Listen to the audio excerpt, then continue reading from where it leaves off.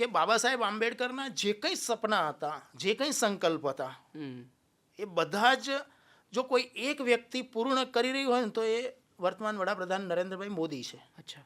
બાબા સાહેબે જે સંઘર્ષ કર્યો, તેમણે આ હિન્દુ ધર્મની અંદર જે જાતિ વ્યવસ્થા છે એમની જે મુખ્ય લડાઈ હતી એ આ હતી કે ભાઈ આ જાતિ વ્યવસ્થા દૂર થાય અને એક વર્ણીય હિન્દુ સમાજ બને. બરાબર. એટલે સંગઠિત હિન્દુ સમાજ બિલકુલ, એ એમનું એક ઉદ્દેશ હતો. હા, અને એમણે કયું પણ કરવું છે કે એમણે મૂકનાયકમાં લખ્યું છે કે ભાઈ આ હિન્દુ ધર્મ છે એ 4 માળની ઇમારત છે પણ એકબીજામાં જવા માટેની સીડી જ નથી.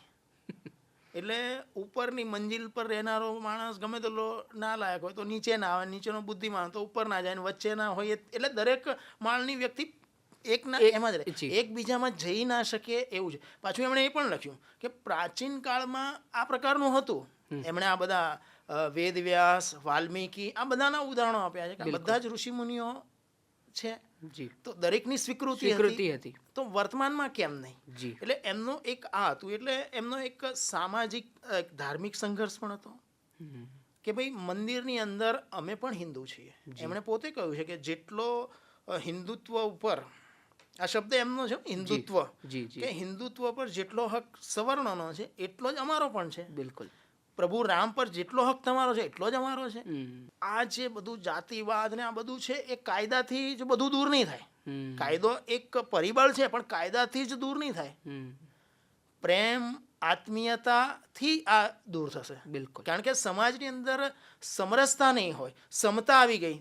તમે ને હું ડોક્ટર બની ગયા, સમતા આવી ગઈ. પરંતુ આપણી બંને વચ્ચે સમરસતા જ નથી તો હું ગમે તેટલો ડોક્ટર બનીને મોટી પદવી પર તમે મને નહીં સ્વીકારો જ્યાં સુધી સમરસતા નહીં આવે. એટલે બાબા સાહેબ ઈચ્છતા હતા કે સમતાની સાથે સાથે સમરસતા પણ આવે. બિલકુલ. એમણે એક શબ્દ બહુ સરસ વાપર્યો છે, બંધુતા.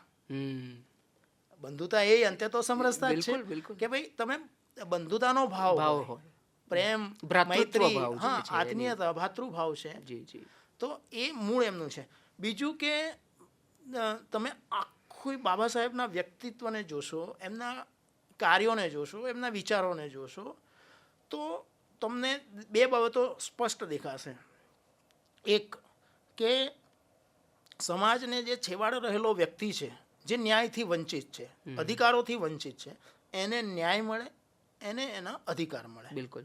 આના માટે એમનું સમગ્ર જીવન એમણે સમર્પિત કર્યું. બાબા સાહેબના વ્યક્તિત્વમાં આ એક દેખાશે. ને બીજું, નેશન ફર્સ્ટ, રાષ્ટ્રહિત સર્વોપરી. બિલકુલ.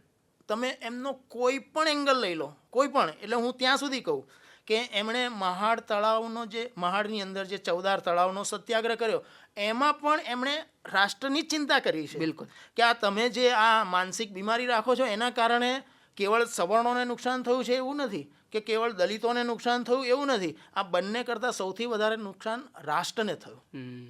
એટલે એમણે કોઈ પણ વાત હોય તો એને રાષ્ટ્રની વાત કરી. એમણે 1928માં બોમ્બે એસેમ્બલીની અંદર એ વખતે એમણે મહિલાઓને મેટર્નિટી લીવ મળવી જોઈએ એની વાત એમણે કરી હતી. તો એ વખતે પણ એમણે આ જ વાત કર્યું કે મહિલાઓને મેટર્નિટી લીવ આપવી એ રાષ્ટ્રના હિતમાં છે.